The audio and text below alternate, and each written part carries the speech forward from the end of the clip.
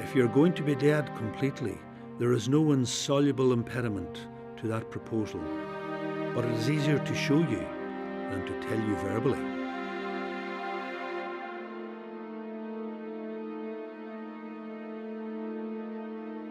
Is it about a bicycle? No. Are you sure? Certain. Not about a motorcycle? No. One with overhead valves and a dynamo for light? Or with racing handlebars? No. Well, in that circumstantial eventuality, there can be no question of a motor bicycle. So here lies the body of Brian O'Nolan, otherwise known as Flan O'Brien, Miles Nagopolin, Anne Cruskeen Lawn, George Noel, and many other names besides. So who was this man? Why did he need so many names? Brendan Behan once said that you had to look at Brian O'Nolan twice to make sure that he was there at all. No one knew what Flan O'Brien looked like. To begin our story, we have to go north to the town of Strabane in County Tyrone. In the year 1911, Strabane was a busy, bustling market town with a population of around 10,000 people. There were monthly fairs, there was a busy canal, there was a railhead connecting to Derry, Belfast, Dublin, Enniskillen and Donegal. On the 5th of October 1911, Brian O'Nolan, third son, born to Michael V and Agnes Nee Gormley, was born at number 15 Bowling Green, Strabane.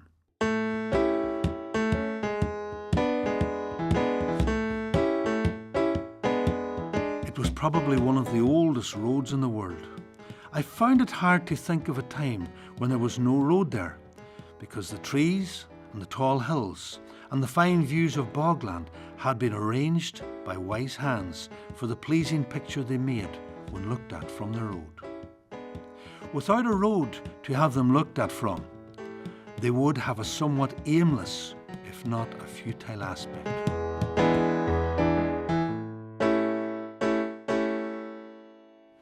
Brian's father, Michael Victor O'Nolan, had grown up in Belfast, had come to Strabane in 1897 when he was posted to the town as a customs and excise officer. He had been born in 1875 in the village of Killyclougher, outside Omagh. At this point I've arranged to talk to Joe Martin and Brendan Harkin from Killyclougher and to discuss the connections with Michael O'Nolan and the GAA. The area of Killyclougher. So Brendan and Joe, we're now here in Killyclougher. We've traced the line from Dublin, and we're looking to trace the history of the O'Nolan family before they ended up in Strabane. So what's the story here? Well, bhí sean athair Brian, sean athair Miles, ag tagas there Nomi, check scoil model school. Bhí sé tagas don nach ró. Bhí sé in a muintir seáil ar an scoil. Ins na hachtaí, níge déart na seachtaí solar pósa é. Agus pósa ar Cailín asan parósta seo. Cailín dar bhanam Jean Mellon. Jean Mellon. Bhí na Mellon in ar gcónaí héas an sin ar T-Veladon parósta san escradúi. Agus nuair a pósa iad hanig siad go dtí mul mór. Hanig siad a dús go dtí muine dearag. Dearag muine ar an T-Veladon Omagh. Agus an sin hanig siad an seo go mul mór. Agus is an seo sa teach an eice leis an tébal an seo. A rugu Micheál O'Nolan athair Miles Nagopolin. Agus cúi Micheál agus a dhearthar go dtí an scoil seo. Caróise? Just a naca leis an chapel, an T-Veladon chapel. Bhí siad an seo ar scoil ar fá couple of bliain agus an sin daistir siad go Belfaste. Ach an céad idithas a bhí ag Micheál O'Nolan an seo ar an scoil I Gilligan. So maybe we should go over to look at the house in the field where the family were born and grew up. Well, níl in seaas ar seach bailí antí ach gur mar sin héan teach bé job go.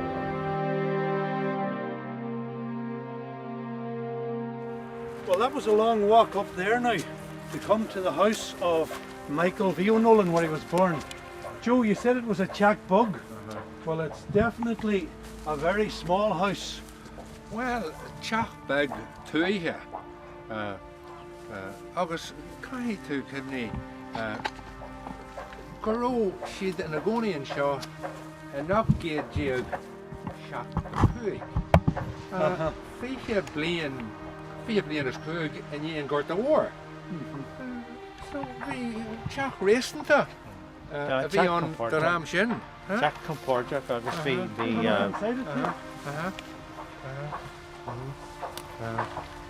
agus áid an starhfuil seo mar is an seo a rugadh ahar miles na Gabbalín. It must have been a lovely place to live, out in the country, looking out over the fields. Oh, is any as an áid sé seo in Larn na tuaithe.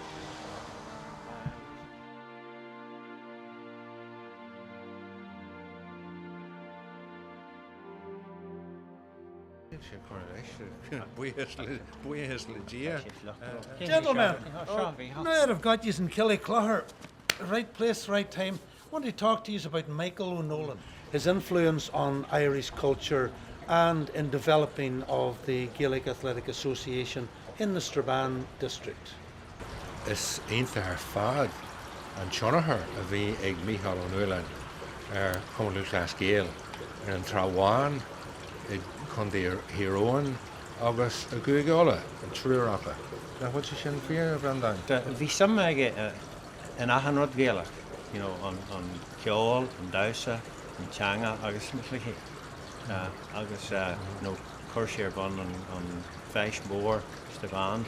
So tell me then, he was involved in developing the fish, he was involved in the Irish language development, he was involved in setting up the local club in Strabane, he was involved in the Tyrone, and he was involved with Ulster. All of those things. Chuir sé Chumlú Clas Gael ar Bun, ar an Trawan, i Tyrone agus a Guigála. Bhí sé ina chéad uachtaran de Chumlú Clas Gael i Tyrone, lás uachtaran, chéad lás uachtaran de Chomhairleola, agus an dara uachtaran de Chomhairleola. Bhí sé mór, bhí sé go hanmhór. An duine is mó béidir is star Guigála, star Chumlú Clas Gael a Guigála, in céad in sna bhlianta sin ó ní géad déagas a trí, go dtí ní géad déagas a hacht a ní. In 1906, Michael O'Nolan married Agnes Gormley. The service was held at Murlough Church outside Lifford. The service, quite unusual, was conducted mostly in Irish by Michael's brothers, Garage and Peter. Brian was born on the 5th of October 1911. He was the third son of Michael and Agnes, after Garage and Kieran. It was rather unique in the family because they only spoke Irish in the family circle. They were not encouraged to mix with other children and did not attend school. They moved briefly to Tullinagrania. They moved to Bowling Green in 1911. We're concentrating on a very famous person, Brian O'Nolan, who became Miles Nagopolin, Flan O'Brien, Mr. Know-all. Yes. Brian O'Nolan and Fidelma Hassan. The one thing you have in common is we're both born in the same house. Yes, unfortunately, but I didn't rise to such fame as he did. You weren't a writer of the same No, I'm afraid not. The door to the front room was immediately on your right hand. Side. And And then- the stairs were on the right hand side down the hall. As you went up the stairs, it opened out into what? The first little place you went to was this bathroom. Then there were another 4 steps up, which took you to the drawing room, which in those days was the drawing room. and then a bedroom beside that. That was still the drawing room, The middle drawing windows. room would be both windows. Yes. And there was no lighting whatsoever. There was gas downstairs, but nothing beyond the second floor. There was nothing So we upstairs. carried the candles up They just carried a Correct. candle. Candles, yes. Yes. And in those days, looking out from the windows there, you looked onto a big open space with absolutely nothing in it. Nobody can ever remember a blade of grass growing in it, even what was called the bowling green. It was a wonderful place. Certainly I found it a wonderful place to grow up in.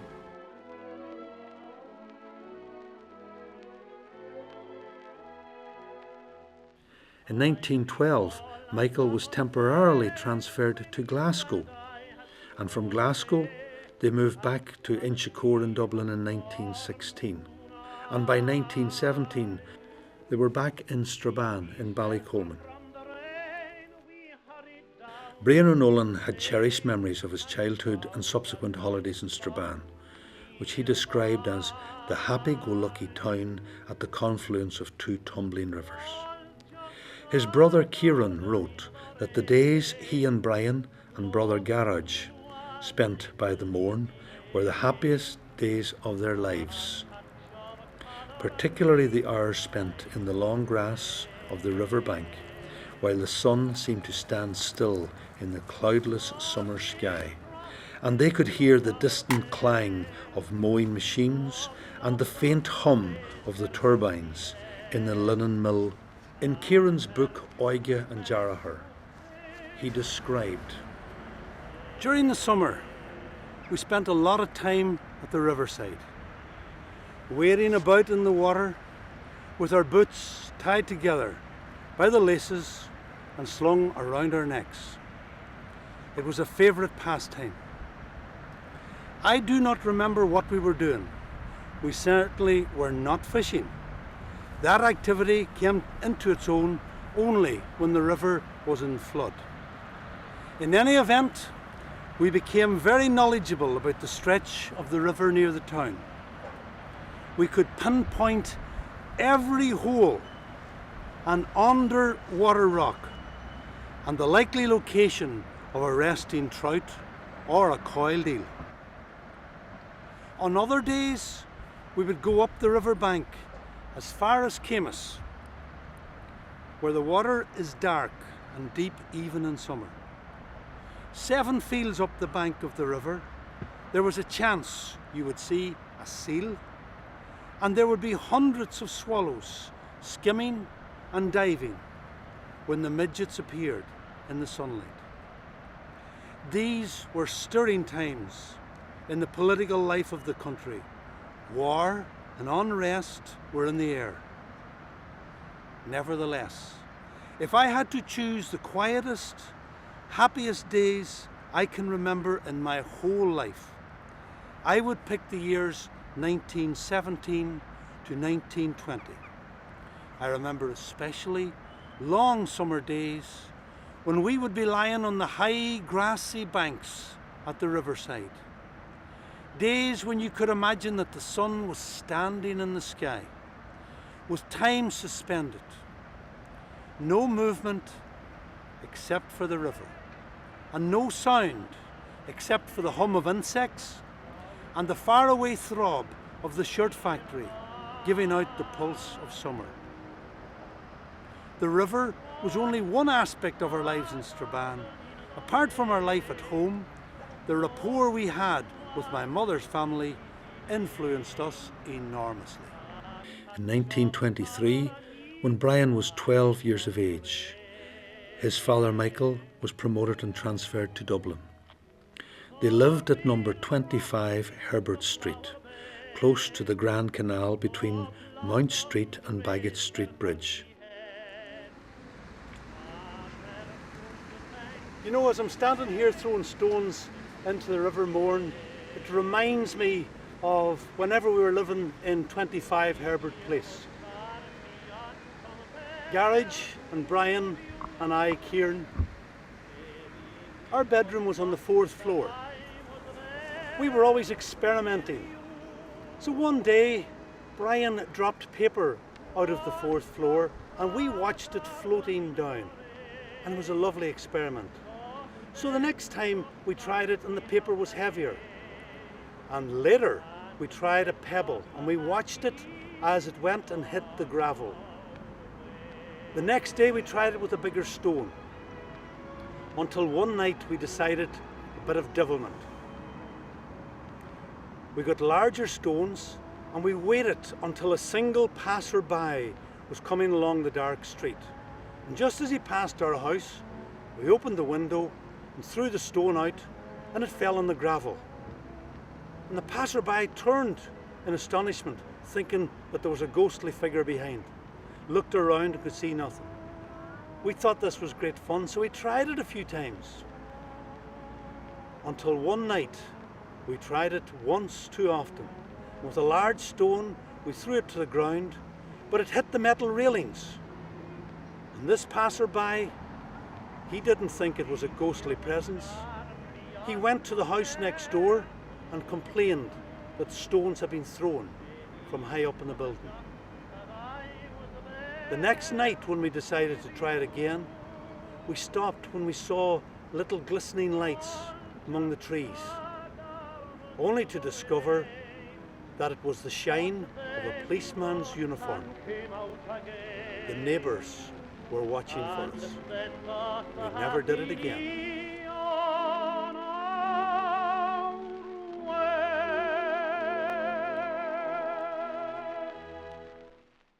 The boys were at last sent to school.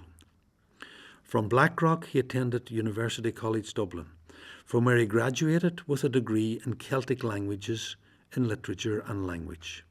But he took up a post in the civil service to help his mother financially with the upbringing of his 8 siblings. He rose to the position of private secretary, advising several government ministers. In 1938, he wrote At Swim Two Birds, which was a literary fantasy. It was a novel about a man who was writing a book, about a man who was writing a book, about a man who was writing a novel.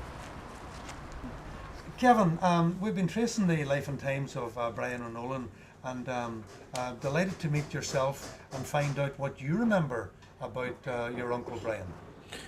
Well, Michael, vague recollections of meeting him a long time ago. He died when I was 8, but I do remember him coming to our house in Limerick when I was 7, and I do distinctly remember him strolling up the driveway with his case, with his writings and his traditional coat and hat, and he came in, and I think he had a couple of glasses of whiskey with my mother. He wasn't on a bicycle at the time, no? No. I think he had got a taxi or something. He got the train from Dublin, and they had a great chat. I think they used to get on very well.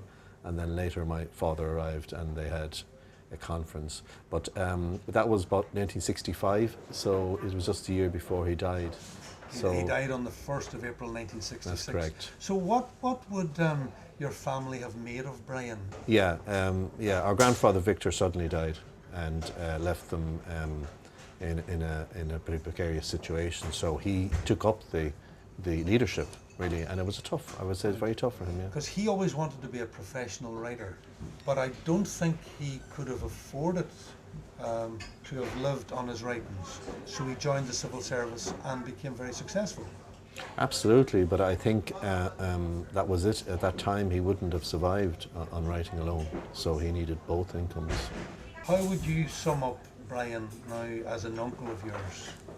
I think he was, from what I remember, a very shy man, but I do remember my aunt telling me when my parents were getting married, he called over to the house, and my grandmother on my mother's side thought he was a very charming man, and she really liked him, but he was very shy. One little point always interests me, Kevin, and that is this aspect of Brian O'Nolan drinking. What would you say about that?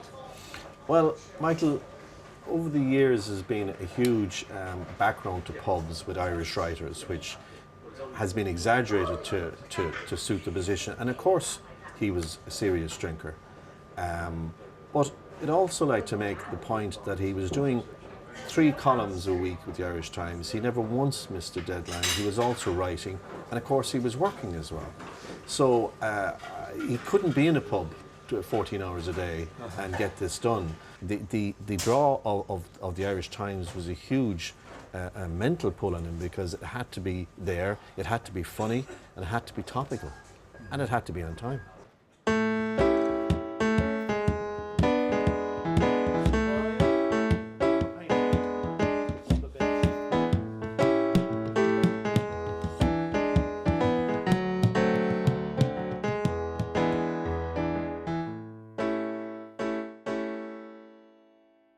Terry's family has owned this pub since 1921, and Terry, Brian O'Nolan would have been a customer in here. Yes, the O'Rourke family have owned this pub since 1921, as you mentioned, and it was actually purchased by my grandmother. She didn't work in it for a terribly long number of years, but once my father became a teenager, he got involved in it, and he worked in it continuously until the time he died, which was in 1980. But I never knew Brian O'Nolan, but I used to hear as I was growing up as a young boy the very many stories that he related about Brian, and I know my father had a great regard for him, and sort of used to refer to him as a very likeable rogue. But Brian O'Nolan would look in the window, and my father would either say, "Yes, come in," or perhaps gesture, "No, you're not very welcome on this occasion." Yeah, but Brian wouldn't be terribly happy if he was refused, and he would sort of say to my father, on occasion, I've been barred in far better pubs than this over the years. So he got his own back on my father. Very good. But he was much liked, a very, very likable person. Could be difficult at times, but a very pleasant customer, and a customer that we sort of have sort of cherished over the years, because he became so well known and such a character. "Feel my chin," McCrushkin said, smiling enigmatically. "We call it that," the sergeant explained, "because you don't grow old here. When you leave here, you will be the same age as you were coming in, and the same stature and latitude. There is an 8-day clock here with a patent balanced action, but it never goes." "How can you be sure you don't grow old here?" "Feel my chin," McCrushkin said again. "It is simple," the sergeant said. "The beard does not grow, and if you are fed, you do not get hungry. And if you are hungry, you don't get hungrier. Your pipe will smoke all day and will still be full, and a glass of whiskey will still be there no matter how much of it you drink. And it does not matter in any case, because it will not make you drunker than your own sobriety." "Indeed," I muttered. "I have been here for a long time this today morning," McCrushkin said, "and my jaw is still as smooth as a woman's back, and the convenience of it takes my breath away. It is a great thing to downface the old razor." In 1941, he wrote his only lengthy piece in Irish. The piece was called An Bealbot, in which he poked fun at Irish language enthusiasts and the Irish culture. Brian O'Nolan once claimed that his vocation was the chastisement of the folly and the hypocrisy of modern-day Ireland. He often scoffed about the writers, the theses researchers, especially Americans, who beat a path to Dublin to research James Joyce. Ironically, scholars, research writers, especially Americans, now beat a path to Dublin to research and look into the life and times of the man from Strabane, the man known as Brian O'Nolan, alias Flan O'Brien, alias Miles na Goblin, alias An Cruiskin Law. He died in Dublin on the 1st of April 1966. He would have found this ironic because that was All Fool's Day.